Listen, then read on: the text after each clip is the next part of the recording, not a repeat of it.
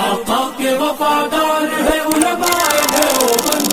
اسلام کے غمخوار ہے علماء دیوبند۔ آقا کے وفادار ہے علماء دیوبند،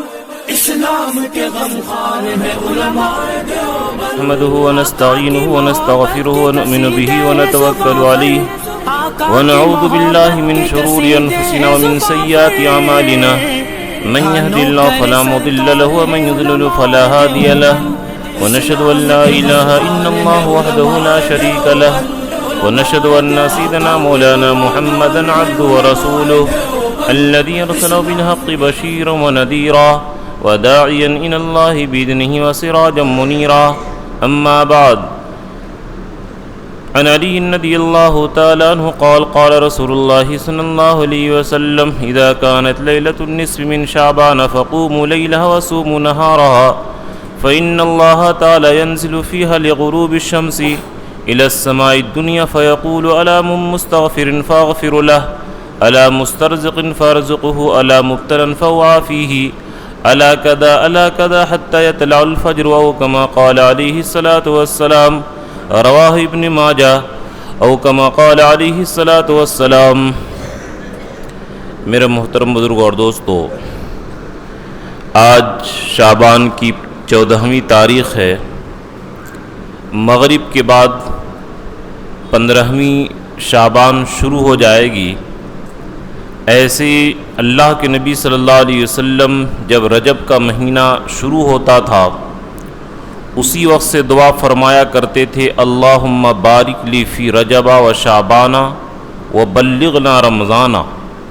اے اللہ میرے لیے رجب اور شعبان میں برکت عطا فرما اور مجھ کو رمضان کے مہینے تک پہنچا. یعنی اللہ کے رسول صلی اللہ علیہ وسلم رمضان کی مہینے کی تیاری گویا رجب سے ہی شروع کر دیتے تھے کہ رجب سے رمضان شروع ہو جائے اور رمضان کی فضیلت حاصل کرنے کی تیاری کر دیتے تھے. اور ایسے بھی حدیث میں ہے، اللہ کے نبی صلی اللہ علیہ وسلم فرمائے: شعبان و شہری و رمضان و شہر اللہ، کہ شعبان میرا مہینہ ہے اور رمضان اللہ کا مہینہ ہے. کہ جس طرح رمضان کی تقدس کی حفاظت کرتے ہیں، رمضان میں آدمی احترام کرتا ہے رمضان کے مہینے کا، اسی طرح شعبان میں بھی آدمی کو احترام کرنا چاہیے اور گناہوں سے بچنے کی کوشش کرنی چاہیے. ایسے تو پوری زندگی گناہوں سے بچنا ہے، لیکن خصوصاً اشہر حرم کے اندر جو رجب ہے اور اللہ کے نبی کا مہینہ جو شعبان ہے، اس میں گناہوں سے بچنے کا خصوصی اہتمام کرنا چاہیے. اس زمانے کے اندر چونکہ یوٹیوب کا اور نیٹ کا دور ہے، اور میں کئی بار آپ لوگوں سے کہہ چکا ہوں کہ جس طرح نیٹ کے ذریعے اور دنیاوی انٹرنیشنل چیزوں کے ذریعے کوئی آدمی اپنا مکمل علاج نہیں کر پاتا ہے، مکمل اپنا کیس نہیں لڑ سکتا ہے، دنیا کا کوئی کام نہیں کر سکتا ہے، اس کے لیے استاد کی ضرورت پڑتی ہے، لوگوں سے، ڈاکٹر سے، وکیل سے ملنے کی ضرورت پڑتی ہے. اگر کوئی آدمی یہ سوچے کہ صرف نیٹ کے ذریعے ہم دین پر چل لیں گے تو نہایت اس کی بے وقوفی ہے. بلکہ نیٹ کے ذریعے یہ دجالی اسکیم کے ایک سازش ہے کہ جب لوگوں نے اندلس کے بادشاہوں سے پوچھا کہ اس اندلس کے اندر مسلمانوں کی 1000 یا 800 سال حکومت رہی اور آپ لوگ ان مسلمانوں کو کیسے یہاں سے نکال دیے کہ ایک مسلمان نماز نہیں پڑھ سکتا، بسم اللہ نہیں کہہ سکتا، اللہ کا نام نہیں لے سکتا تھا. جس شہر کے اندر، جس ملک کے اندر مسلمانوں کی حکومت رہی، آخر آپ نے مسلمانوں کو کیسے تباہ و برباد کر دیا؟ اندلس کے حاکموں اور بادشاہوں نے جواب دیا کہ اس کے لیے ہم بڑی محنت اور کوشش کیے کہ عوام مسلمان کا اعتماد اور بھروسہ ان کے علماء سے ہٹا دیا جائے، کہ امت مسلمہ کے لوگ اپنے صحیح علماء پر بھروسہ نہ کریں، علماء اور عوام کے درمیان دوری پیدا ہو جائے اور عوام علماء سے بدظن ہو جائیں، ان سے نفرت کرنے لگیں اور علماء اور عوام کے درمیان دشمنی پیدا ہو جائے،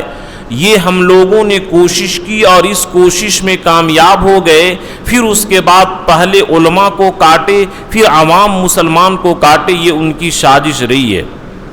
اسی طریقے اس زمانے کے اندر جو یہ بے وقوفی ہے کہ نیٹ میں سب کچھ موجود ہے، عالم سے پوچھنے کی ضرورت نہیں ہے، یہ علماء گمراہ کرتے ہیں، یہ دراصل ان یہودیوں کے روش پر چل رہے ہیں اور ان یہودیوں کے میشن کا یہ کام کر رہے ہیں۔ اس لیے میں کھل کر کے کہتا ہوں یہ نہایت بے وقوفی ہے کہ نیٹ کے ذریعے دین کے مسائل سیکھ لیں گے اور نیٹ میں ہر چیز موجود ہے، وہاں سے دین کا علم سیکھ لیں گے، یہ نہایت گمراہی کی بات ہے۔ میں کہتا ہوں کہ نیٹ میں ہر چیز ہے تو ڈاکٹر اتنا ہاسپٹل کیوں کھلا ہوا ہے؟ ہاسپٹل کو بند کر کے نیٹ کے ذریعے اپنا علاج کر لیجئے، کچہری اور عدالت کو، کورٹ کو بند کر دیجئے اور آپ جو ہے نیٹ کے ذریعے سارے مسائل حل کر لیجئے، لیکن وہاں پر چونکہ دین کا نقصان دنیا کے اندر نہیں سمجھ میں آتا ہے، آخرت میں سمجھ میں آئے گا، وہاں پر کہیں گے کہ ہم لوگوں نے کیا کر لیا، اس دن پچھتانا پڑے گا۔ تو بہرحال یہ ایک ضمنی بات ہے۔ تو کئی لوگوں نے کہا کہ ہم لوگ بڑی پش و پش کے اندر اور بڑی شش و پنج کے اندر، بڑی کنفیوژن کے اندر مبتلا ہیں کہ کوئی مولانا کسی طرح بیان کرتے ہیں، کوئی کس طرح بیان کرتے ہیں کہ یہ شب برات کی حقیقت کیا ہے۔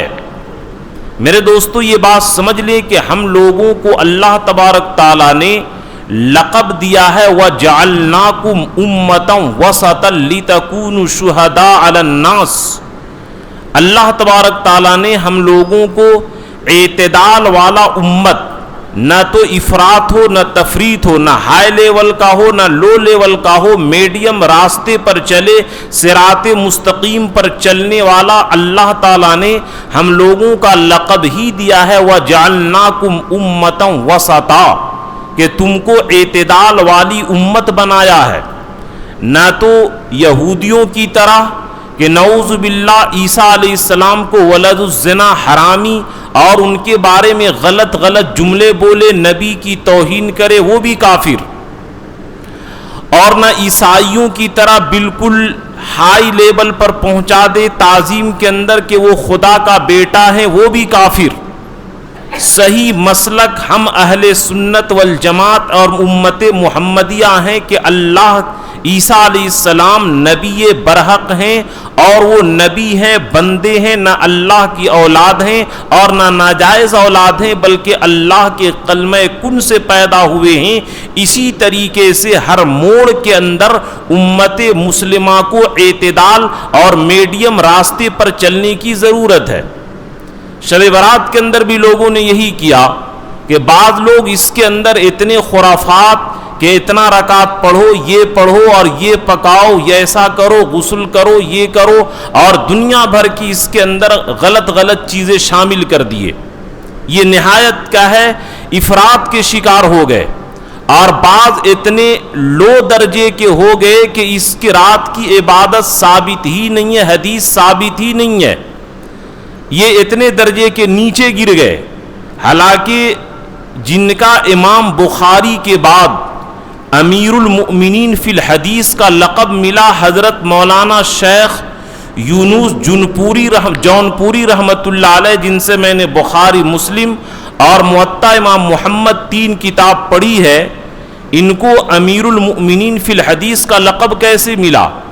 چنانچہ مسجد نبوی کے امام صاحب نے خواب میں اللہ کے رسول صلی اللہ علیہ وسلم کی زیارت کی، اور مسجد نبوی کے امام نے پوچھا کہ اے اللہ کے نبی، اس زمانے کے اندر امیر المؤمنین فی الحدیث کہ حدیثوں کے اندر مسلمانوں کا امیر بادشاہ کون ہے؟ اللہ کے نبی صلی اللہ علیہ وسلم فرمائے مولانا یونس جونپوری رحمت اللہ، یہ وہ ہیں۔ اب جب پتہ کیے کہ مولانا یونس جونپوری کون ہے تو پتہ چلا کہ وہ تو ہر سال حج میں آتے ہیں، باضابطہ وہ آئے اور 2 مہینہ مظاہر العلوم دار جدید میں ان سے پڑھے، اور حضرت شیخ کے انتقال کے بعد جب تعزیت میں آئے تھے تو فخر سے کہتے تھے انا مظاہری، کہ میں بھی مظاہری ہوں، میں ان سے پڑھا ہوں۔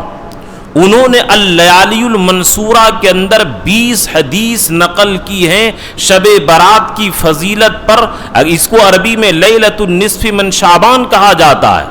اور اردو میں ہم لوگ شب برات نجات کی رات، بخشش کی رات اس لیے کہتے ہیں کہ اللہ کے رسول فرمائے کہ اس رات میں اللہ تعالی مسلمانوں کی قبیلہ بنو کلب کی بکریوں کے بال سے زیادہ مغفرت فرماتے ہیں، اتنی تعداد میں بے انتہا مسلمانوں کی مغفرت فرماتے ہیں، اس لیے اس کو ہم لوگ شب برات کہہ دیتے ہیں، ورنہ عربی میں حدیث میں جو ہے لیلۃ النصف من شعبان اس کو کہا جاتا ہے۔ تو بہرحال یہ دونوں کے کیا ہے، یہ نہ تو یہ عقل مندی نہیں کہ اگر پیر میں کانٹا گڑ جائے تو یہ عقل مندی تھوڑی کہ پیر کے کانٹ کو پھینک دو، بلکہ عقل مندی ہے کہ کانٹا کو نکالو۔ اگر کسی آدمی نے، کسی گروہ نے اس کے اندر بدعت کا ایجاد کر دیا، خرافات کو شامل کر دیا، تو یہ کیسے کہہ دینا صحیح ہے کہ اس رات میں عبادت ہے ہی نہیں ہے؟ لوگوں نے موضوع حدیث کو اور ضعیف حدیث کو سمجھا ہی نہیں،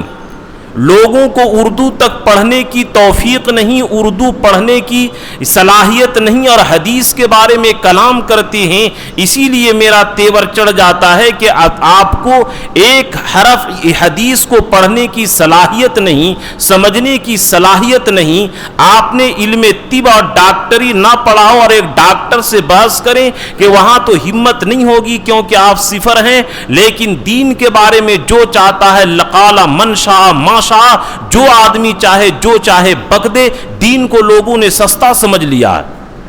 کیونکہ اللہ کے نبی صلی اللہ علیہ وسلم یہ پیشن گوئی دیے ہیں کہ آخر زمانے کے اندر دجال کذاب ظاہر ہوں گے اور ایسی ایسی احادیث نقل کریں گے جو تم اور تمہارے باپ دادا نہیں سنے ہوں گے۔ اس طریقے سے حدیث کے بارے میں لوگ کلام کرتے ہیں۔ تو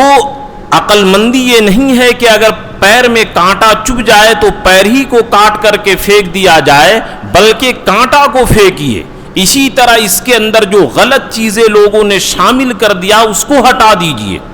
چنانچہ میں نے خطبے کے اندر جو حدیث پڑھی ہے، ابن ماجہ کے اندر یہ روایت موجود ہے، علی رضی اللہ تعالیٰ عنہ سے مروی ہے، اذا کانت لیلۃ النصف من شعبان، کہ جب شعبان کی 15ویں رات ہو تو اللہ کے نبی صلی اللہ علیہ وسلم فرمائے فقوموا لیلہا، اس رات میں تم عبادت کرو، وصوموا نہارہا، اور دن کے اندر روزہ رکھو۔ اور اللہ تبارک تعالیٰ تو روزانہ تہجد کے وقت میں آسمان دنیا پر نازل ہوتے ہی ہیں، لیکن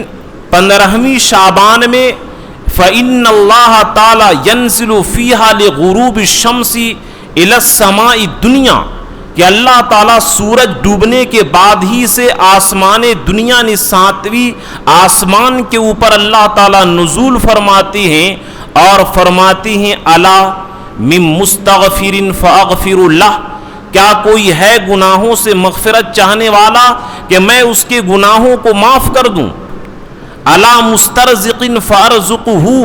کیا ہے کوئی رزق کو طلب کرنے والا کہ میں اس کو رزق دوں؟ الا مبتلا فاعافیہ، کیا ہے کوئی مصیبت کے اندر مبتلا کہ میں اس کو مصیبت سے نجات دے دوں؟ الا قضا الا قضا، جس کو جو ضرورت ہے مانگو مانگو، حتی یطلع الفجر، یہاں تک کہ یہ سلسلہ فجر کے طلوع ہونے تک، یعنی سحری کے ختم ہونے کے وقت تک رہتا ہے۔ دیکھیے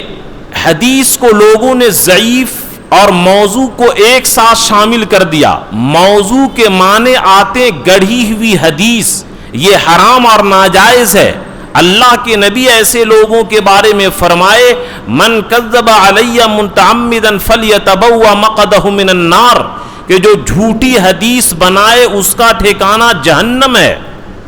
اور ایک ہوتی ہے ضعیف روایت، ضعیف حدیث، کہ کوئی راوی ان کے حالات اچھے نہیں ہوتی اور وہ جھوٹا سمجھا جاتا ہے، تو اس کی روایت کو لوگ ضعیف اور کمزور کہتے ہیں، اور کمزور روایت جو ضعیف روایت ہے وہ موضوع روایت کے درجے میں نہیں ہوتی، موضوع تو بالکل سرے سے غلط ہے، اس کا بنانے والا جہنمی ہے۔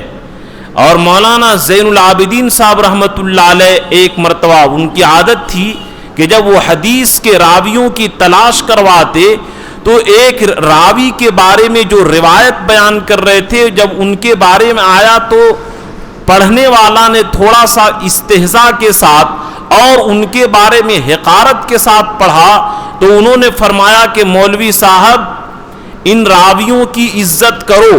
اس زمانے کے اندر جو بڑے بڑے شیخ الحدیث اور بڑے بڑے وہ جو ولی نظر آتے ہیں، ان سے بھی اس زمانے کے راوی اعلیٰ درجے کے تھے۔ ایک مرتبہ صرف ایسا ہوا کہ استنجا گئے خالی سر، تو ان کی روایت کو لوگوں نے ضعیف قرار دیا۔ محدثین بڑے سخت ہوتے ہیں کہ اللہ کے رسول کی جو آدمی روایت کر رہا ہے وہ آدمی کیسا ہے، جھوٹا تو نہیں ہے۔ اس لیے محدثین نے 6 لاکھ لوگوں کا حالات زندگی کو لکھ ڈالا ہے، جن کو جرح و تعدیل کے جو امام ہیں ان کے بارے میں اچھی طریقے سے جانتے ہیں۔ یہ بڑی لمبی فہرست ہے، اس کے بارے میں آدمی کو پتہ بھی نہیں چلتا اور اردو بھی پڑھنا نہیں جانتا، اور اس طریقے سے حدیث کے بارے میں زبان درازی کرتا ہے، لمبی لمبی بات کرتا ہے۔ اس سے بچیں۔ حدیث کا انکار کرنا یہ بھی بڑے خطرے کا مقام ہے۔ تو بہرحال اس روایت کے اندر عبداللہ ابن ابو بکر ابن شبوہ یہ روایت یہ اس کے بارے میں ہے کہ یہ جھوٹی حدیث نقل کیا کرتا تھا، لیکن خود حضرت مولانا حبیب الرحمن صاحب اعظمی رحمت اللہ علیہ جو بڑے اونچے درجے کے محدث ہیں، انہوں نے کہا کہ اگرچہ اس روایت کے اندر ابو بکر ابن عبداللہ صبرہ ہے، لیکن دوسرے طریق سے اس روایت کی تائید ہو جاتی ہے، اس لیے اس کے بارے میں اتنی شدت سے کلام نہیں کرنی چاہیے۔ تو بہرحال حضرت مولانا شیخ یونس صاحب رحمت اللہ علیہ 20 حدیث نقل کرنے کے بعد فرماتی ہیں کہ ان روایتوں کو الگ الگ دیکھا جائے تو کلام کرنا تو ٹھیک ہے، لیکن ان تمام روایتوں کو ملا کر کے دیکھا جائے تو بعد ان میں سے ایسے ہیں کہ اس کا انکار نہیں کیا جا سکتا ہے، جو شدید ضعیف نہیں ہے۔ اگر ان سب روایت کو ملا لی جائے تو اس کے اندر ایک طرح کی قوت اور طاقت آ جاتی ہے۔ ایک حدیث کا اصول ہے، قاعدہ ہے، رول ہے کہ اگر ضعیف حدیث کو چند روایت کرنے والے متعدد لوگ بیان کرے تو وہ حسن کے درجے میں آ جاتا ہے، اس کے اندر ایک طرح کی قوت آ جاتی ہے۔ اس کو میں مثال سے سمجھاتا ہوں کہ ایک 10-20 کلو کا وزن ہے اور بچہ 2-3 آدمی مل کر 2-3 بچہ نہیں اٹھا سکتا ہے، لیکن اگر 20 بچے مل جائیں تو اس 20 کلو وزن کو آسانی کے ساتھ اٹھا سکتے ہیں۔ 20 بچے کی طاقت ملنے کے بعد اس کے اندر ایک قوت آ جاتی ہے۔ اسی طرح محدثین کا ایک قاعدہ اور رول اور اصول ہے کہ اگر کسی ضعیف روایت کو متعدد طرق سے اور متعدد چند لوگ اس کے بیان کریں، اس روایت کے اندر قوت اور طاقت آ جاتی ہے، اور اس کے اندر 20 روایت موجود ہے۔ 12 صحابہ سے بھی زیادہ روایت نقل کرنے والے صحابی رسول موجود ہیں۔ اس لیے اس طرح کلام کرنا کہ شب برات کے بارے میں کوئی روایت ثابت نہیں ہے، یہ بالکل غلط ہے۔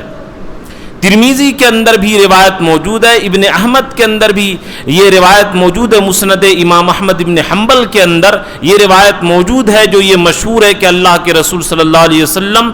ام المؤمنین عائشہ صدیقہ رضی اللہ تعالی عنہا کے باری میں آئے اور کپڑا پہنے باہر نکل گئے۔ ان کو غیرت آئی کہ لگتا ہے کہ میری باری میں دوسرے بیوی کے پاس گئے ہیں، چنانچہ گئے تو دیکھے کہ بقیع غرقت کے اندر دعا کر رہے ہیں۔ پھر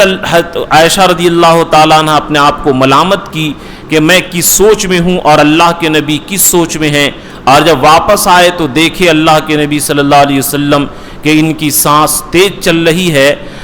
وجہ پوچھے کہ کیا بات ہے تو بتا دیے کہ اس طریقے سے مجھے بدگمانی ہوئی تھی، اللہ کے توبہ استغفار کیے، جو روایت کا مفہوم ہے، اور پھر اجازت چاہے کہ اے عائشہ اجازت دو کہ آج رات میں عبادت کروں، چنانچہ عبادت کیے۔ یہ روایت ترمذی کے اندر بھی موجود ہے۔ بہرحال حاصل کلام یہ نکلا کہ یہ شب برات میں 15ویں شعبان میں عبادت کا تعامل صحابہ کے دور سے رہا ہے۔ چنانچہ فتاوی ابن تیمیہ کے اندر علامہ ابن تیمیہ رحمۃ اللہ علیہ جلد نمبر 23 صفحہ نمبر 132 کے اندر تحریر فرماتے ہیں، شعبان کی 15ویں شب کی فضیلت میں متعدد احادیث اور آثار وارد ہیں، اور سلف کی ایک جماعت کے بارے میں منقول ہے کہ اس رات میں نمازیں پڑھا کرتے تھے، اس لیے اس جیسے عمل سے انکار نہیں کیا جا سکتا۔ فتاوی ابن تیمیہ کے اندر علامہ ابن تیمیہ رحمۃ اللہ علیہ نے یہ بات لکھی ہے۔ اور میں ایک اصول آپ کو بیان کرتا ہوں، 3 اصول ہیں۔ اگر کسی چیز پر امت کا تعامل کا مطلب کہ وہ عمل کنٹینیو چلا آ رہا ہو، اگرچہ بشرطے کہ اس کے بارے میں موضوع حدیث نہ ہو، اگرچہ ضعیف حدیث ہو، پھر بھی امت کے تعامل کی وجہ سے کنٹینیو اس پر عمل کرنے کی وجہ سے، جیسا کہ صحابہ کے دور سے، تابعین، تابعین کے دور سے ابھی تک یہ چلا آ رہا ہے کہ اللہ کے رسول صلی اللہ علیہ وسلم نے عبادت کا اہتمام کیا تھا۔ اس لیے اس رات میں یہ کہنا کہ عبادت کرنا بدعت ہے، یہ بالکل حدیث کے خلاف ہے، اللہ کے رسول صلی اللہ علیہ وسلم کے عمل کے خلاف ہے، اور اکابرین امت کے تعامل کے خلاف ہے۔ دوسری بات کہ اگر حدیث ضعیف متعدد طرق سے مروی ہو، اس کے اندر ایک درجے کی قوت آ جاتی ہے۔ تیسری بات کہ عقائد اور احکام کے بارے میں ضعیف حدیث معتبر نہیں ہوتی ہے، لیکن اعمال کی فضیلت کے بارے میں ضعیف حدیث قابل اعتماد ہے، بشرطے کہ موضوع حدیث نہ ہو اور سخت درجے کی ضعیف حدیث نہ ہو تو محدثین نے اس کو لیا ہے۔ اور جیسے کہ یہ محدثین نے کہا کہ اس کے اندر بعض روایت شدید الضعف یعنی سخت درجے کی ضعیف نہیں ہے، بلکہ وہ حسن کے درجے تک پہنچ جاتی ہے۔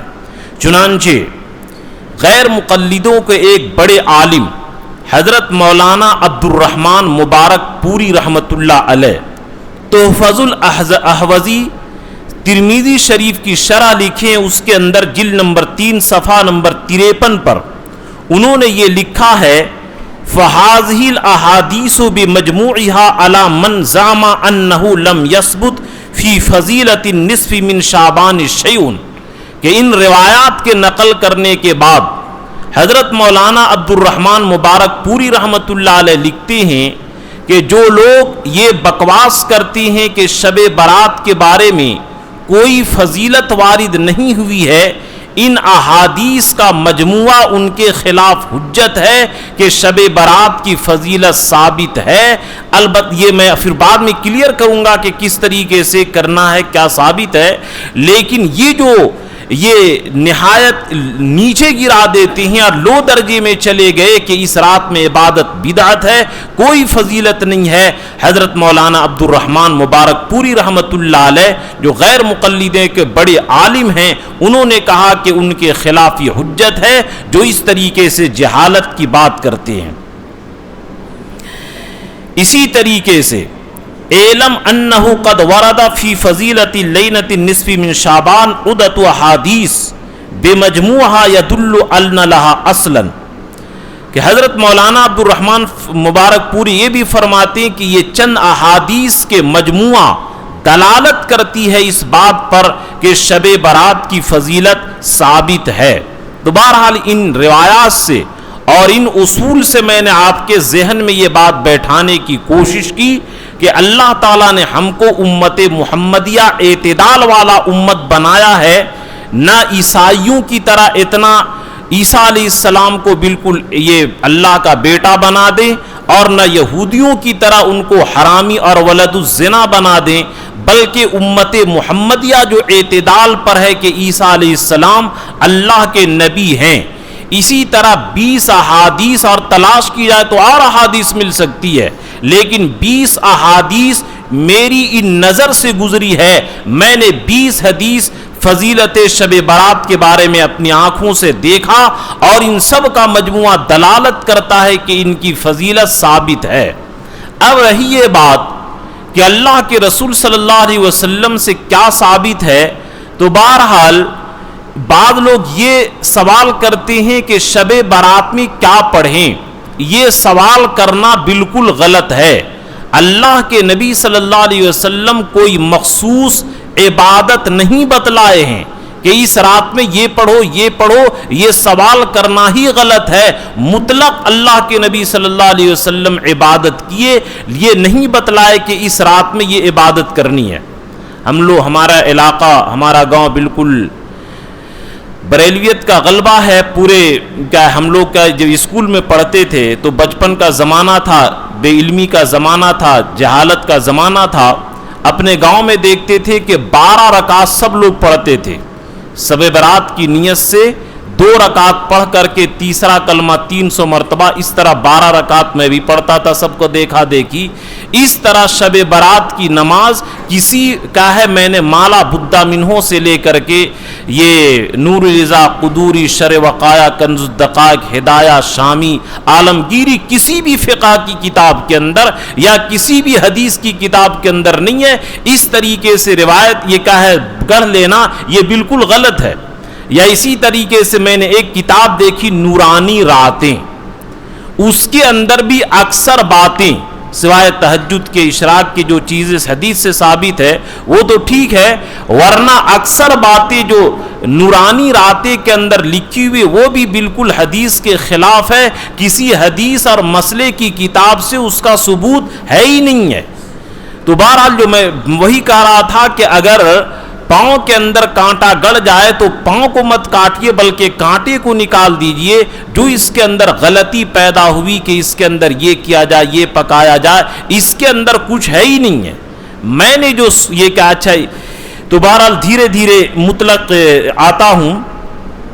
کہ اس رات کے اندر اللہ کے نبی صلی اللہ علیہ وسلم سے عبادت ثابت ہے۔ دوسرے دن ہو کر کے روزہ رکھنا، کل آپ روزہ رکھیں۔ تیسرا یہ کہ جو حدیث میں آیا کہ اللہ تعالیٰ قبیلے بنو کلب کے بکریوں کے بال کے تعداد سے بھی زیادہ مغفرت فرماتے ہیں، لیکن مشرک مشاہن یعنی کینہ پرور، تو اس میں عبادت کا بھی اہتمام کریں، اگلے دن روزہ رکھیں۔ اگر اب بھائی بھائی میں بات چیت بند ہے تو یہ معافی تلافی کر لیں،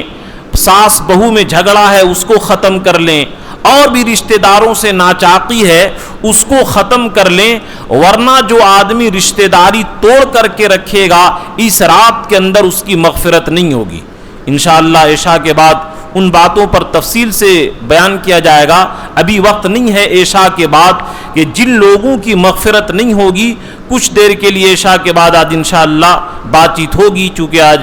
جانا بھی نہیں ہو سکتا ہے ہولی کی وجہ سے، میں رکوں گا، تو عشاء کے بعد ان باتوں پر بات چیت ہوگی۔ تو بہرحال ایک یہ کہ عبادت کا اہتمام کریں،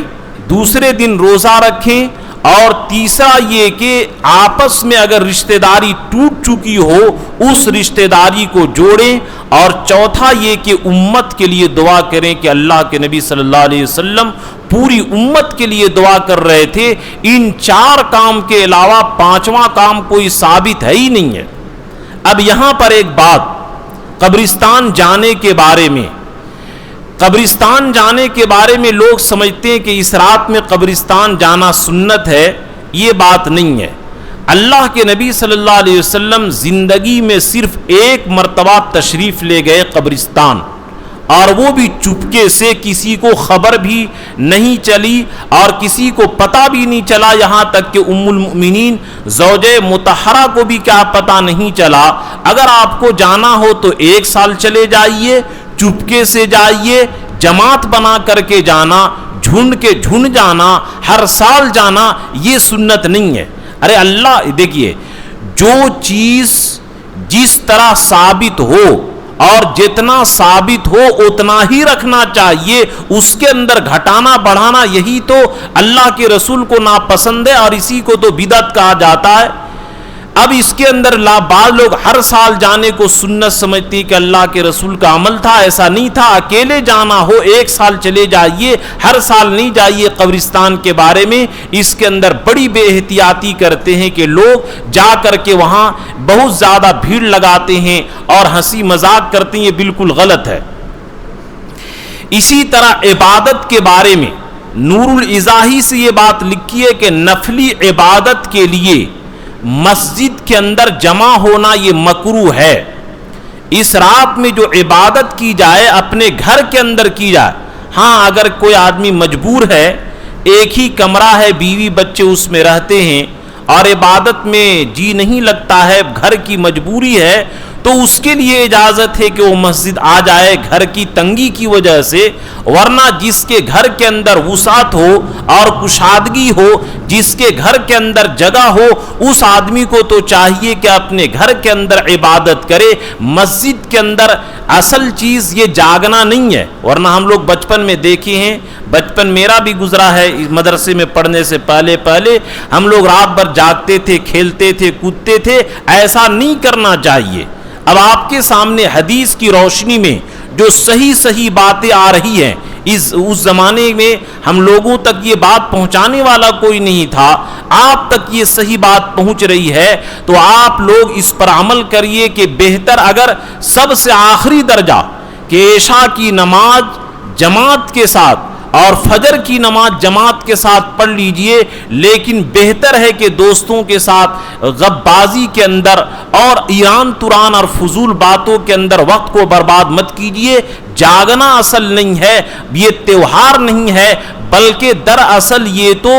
رمضان کی تیاری کے پاک ہونے کے لیے اللہ تعالیٰ نے ایک رات دی ہے کہ آگے چل کر کے جو رمضان آنے والا ہے، اے بندو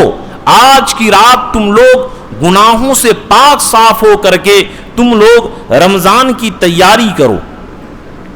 تو بہرحال اس رات کے اندر یہ سوال کرنا کہ کیا عبادت کریں، یہ سوال ہی بالکل غلط ہے۔ حدیث میں ایسا کچھ ثابت نہیں ہے کہ یہ پڑھو یہ پڑھو۔ یہ جتنے لوگوں نے یہ گڑھ رکھا ہے کہ 12 رکعت 14 رکعت 100 رکعت پڑھو، یہ سب کے سب حدیث کے خلاف، شریعت کے خلاف اور بالکل یہ مذہب اسلام کے خلاف ہے۔ اس کا ثبوت مذہب اسلام کے اندر ہے ہی نہیں ہے۔ ہاں مطلق ہے کہ جو من میں چاہے قضاء عمری پڑھیں، یہ چیز پڑھیں۔ یہ اب کا بعض لوگ بے وقوفی میں کہہ دیتے ہیں کہ قضاء عمری کا ثبوت ہے ہی نہیں ہے، حالانکہ بخاری، مسلم، ترمذی، صحاح ستہ کے 6 کتاب کے اندر عنوان اور چیپٹر قائم کرتے ہیں باب قضاء الفوائد، کہ جن کے ذمے جو نماز چھوٹ گئی ان کو قضا کرنی پڑے گی، اور یہ حدیث کا انکار لوگ کرتے ہیں کہ نہیں قضاء عمری نہیں کرنی پڑے گی، اور اللہ کے نبی فرماتے کہ نہیں جس آدمی کی نماز قضا ہو جائے اس کو نماز قضا کرنی پڑے گی۔ یہ اسی وجہ سے لوگوں کو حدیث پڑھنی چاہیے اور سمجھنی چاہیے۔ علم اپنے اعتماد پر اپنے کا علم نہیں ہے، اردو پڑھنا بھی نہیں آتا، اور اس طریقے سے ایران توران نبی کے حدیث کا لوگ انکار کر دیتے ہیں۔ اس طریقے سے جرات مت کیجئے، نبی کے دین کے ساتھ کھلواڑ مت کیجئے۔ جس طریقے سے شریعت کے اندر دین کی بات کو داخل کرنا یہ جرم ہے، اسی طرح شریعت کی بات کو نکالنا یہ بھی جرم ہے۔ ان دونوں باتوں پر قیامت کے دن پکڑ ہوگی۔ دین کے اندر داخل کرنا یہ بھی گڑبڑی ہے، اور دین سے بات کو خارج کرنا ہٹانا یہ بھی گڑبڑی ہے۔ دونوں کی گردن نپی جائے گی اور دونوں قیامت کے دن پکڑے جائیں گے۔ ہم لوگ الحمدللہ اہل سنت والجماعت علماء دیوبند اس بات پر کاربند ہے کہ نہ ہم دین کے اندر کسی نئی بات کو داخل ہونے دیں گے اور نہ دین سے کسی بات کو نکلنے دیں گے۔ اس بات کا ہم لوگوں نے ٹھیکہ لیا ہے اور جتنی ہو سکتی اس پر کوشش کرتے ہیں، اور اللہ کے کرم سے اس پر ہم لوگ بہت حد تک کامیاب ہیں، اور اس بات کی امت تک ہم یہ پہنچاتے ہیں کہ ایسی گڑبڑی نہ کرو کہ دین کے اندر کسی بات کو گھسیڑو مت اور نہ دین سے کسی بات کو نکالو۔ تو بہرحال شب برات دراصل یہ رمضان کی صفائی کی تیاری ہے کہ آج کے رات میں تم پاک صاف ہو جاؤ گناہوں سے، جس طرح پارٹی میں جانے کے لیے لوگ تیاری کرتے ہیں، اللہ کا مہینہ جو آ رہا ہے رمضان، اس کی تیاری تم کرو۔ اسی طرح پکانے کے بارے میں شریعت میں اس کا پکوان کے بارے میں کسی طرح کا کوئی ثبوت ہے ہی نہیں ہے۔ بعض لوگ حضرت امیر حمزہ کی طرف کے وہ شہید ہوئے تھے اور ان کے لیے دانت شہید ہو گیا تھا، ان کو پکا کر حلوہ یہ پہنچاتے ہیں، یہ بالکل جہالت کی بات ہے۔ ان کی شہادت تو شوال کے مہینے میں ہوئی تھی، یہ شعبان کے مہینے میں کیسے ہوتا ہے؟ 3-4 مہینہ ایڈوانس کیسے آپ کر دیے؟ یہ بالکل یہ شیطانی چال ہے۔ کسی خاص قسم کا پکوان یا نیا کپڑا پہننا، غسل کرنا، یہ شریعت کے اندر اس کے بارے میں کوئی ثبوت نہیں ہے۔ اسی طریقے سے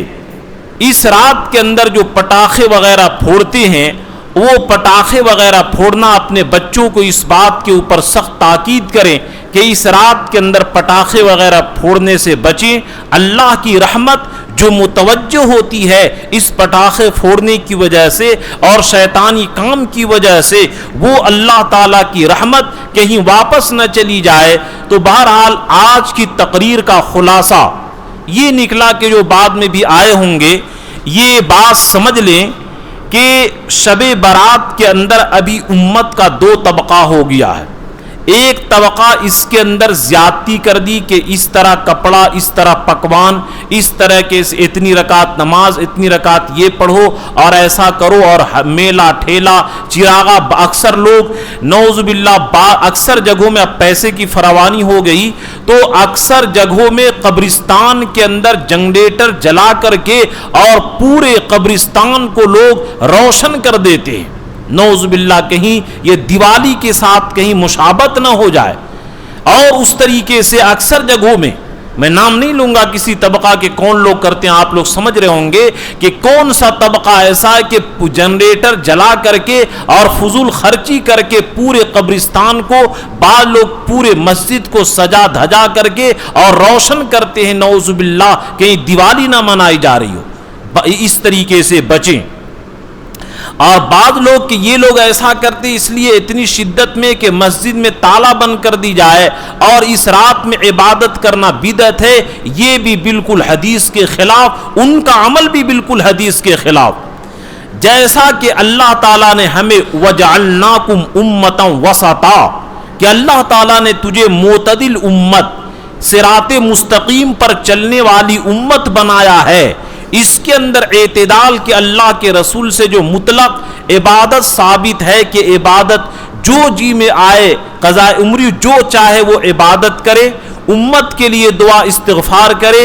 کل ہو کر کے اگلے دن روزے رکھے۔ شعبان کے روزے کی یہ کیا ہے؟ یہ نہ فرض ہے، نہ واجب ہے، نہ سنت ہے، مستحب ہے، بہتر ہے کہ رکھ لے۔ اور اسی طریقے سے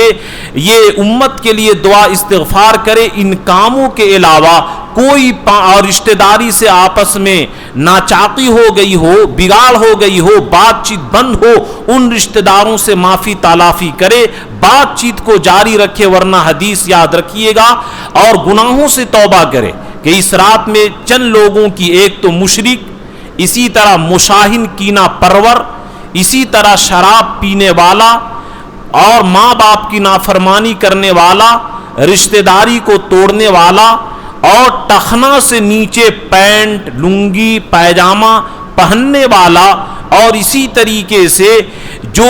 ظلم و زیادتی کرتا ہو، ٹیکس اور رنگداری وصول کرتا ہو، ان لوگوں کی مغفرت اور بخشش نہیں ہوگی۔ یہ خلاصہ نکلا کہ اس کے اندر جو بعض لوگوں نے بہت زیادہ میلہ ٹھیلا چراغاں، یہ پکانا وہ پکانا، یہ پڑھنا، یہ بھی غلط ہے۔ اور بعض لوگ جو اتنے متشدد ہو گئے کہ اس رات کی کوئی فضیلت ثابت نہیں ہے، یہ بھی غلط ہے۔ اعتدال کے اوپر آ جائیے کہ حدیث سے جو چیز ثابت ہے اس کا انکار مت کیجیے۔ اور میں بارہا کہتا ہوں کہ حدیث سے جو چیز جس طرح کی ثابت ہے، جتنا ثابت ہے اتنا ہی رکھیے۔ ڈاکٹر آپ کی کیا ہے، بچے کی دوا لکھے، جتنا mg کا لکھے اتنا ہی کھلائیے، زیادہ mg کے کھلائیے گا بچے کو نقصان ہو جائے گا۔ اسی طریقے سے اللہ کے رسول سے مثال کے طور پر نماز پڑھنا ثابت ہے، دو سجدہ کرنا ثابت ہے، دو ہی سجدہ کیجئے، تیسرا سجدہ مت کیجئے ورنہ وہ عبادت قابل قبول نہیں ہوگی۔ اسی طریقے سے اللہ کے رسول 1 سال گئے، چپکے سے گئے، اکیلے قبرستان جائیے، یہ جمگھٹا کی شکل میں، جماعت کی شکل میں جانا، یہ بالکل حدیث کے خلاف، سنت کے خلاف ہے۔ ان باتوں کا اہتمام کرے۔ چند لوگوں نے کہا کہ یہ کنفیوژن ہے، اور پھر میں وہ شروع والی بات کہتا ہوں کہ جس طریقے سے نیٹ میں، یوٹیوب میں ساری چیزیں موجود ہیں، لیکن آپ علاج نہیں کراتے، ڈاکٹر کا سہارا لیتے ہیں، وکیل کا سہارا لیتے ہیں، اسی طرح جس عالم پر آپ کو اعتماد اور بھروسہ ہے اس سے آپ سہارا لیجئے، اور ہر آدمی کی بات نہ سنیے۔ جو آدمی، بہت ساری چیزیں ایسی ہوتی ہے کہ آپ کو جس طرح سے بچوں کو ٹھگنے والا لوگ یہ جلیبی اس کو دکھا کر کے ہیرا لے لیتا ہے، اور بہت سارے بچہ چور ان کو کھانے پینے کی چیز دکھا کر کے بچے کو غائب کر دیتے ہیں، اسی طرح آپ کے اندر اتنی صلاحیت، اتنی پاور، اتنی طاقت، اتنا علم نہیں ہے کہ ہر آدمی کی بات کے کیا صحیح بولتا ہے کیا غلط بولتا ہے یہ نہیں سمجھ سکتے ہیں، یہ علماء ہی سمجھ سکتے ہیں۔ اس لیے میں گزارش کرتا ہوں کہ اندلس کے لوگوں نے جو یہ کوشش کی کہ ان کو علماء سے دور کر کے ان کو ہٹایا اور بالکل وہاں بالکل تباہ و برباد کیا، یہ سازش پھر یہودیوں کی شروع ہو رہی ہے، جو نیٹ کی شکل میں کافی حد تک لوگ کامیابی حاصل کر چکے ہیں۔ میں اسی روڈ کے اندر کربلا چوک میں ایک 20 سال کے لڑکا کو دیکھا کہ ایک لڑکے کو سمجھا رہا ہے کہ ان علماء کے چکر میں مت رہا کرو، ہمارے اندر اتنی صلاحیت ہے کہ قرآن اور حدیث کو خود سمجھ سکتے ہیں، علماء کسے پوچھنے کی کوئی ضرورت نہیں، بالکل وہ یہودیوں کا غلام اور یہودیوں کا ایجنٹ کا وہ کام کر رہا ہے۔ اس طریقے سے اپنے بچوں کو سمجھائیں اور اس طریقے سے اپنے بچوں کی حفاظت کریں، اور انشاءاللہ بقیہ باتیں عشاء کے بعد ہوگی۔ اللہ تبارک تعالی ہم سبوں کو اعتدال پر چلنے کی توفیق عطا فرمائے، صراط مستقیم پر چلنے کی توفیق عطا فرمائے، اور آج کی رات کی رحمتوں اور برکتوں سے مالا مال فرمائے۔ آمین وآخر دعوانا ان الحمدللہ رب العالمین۔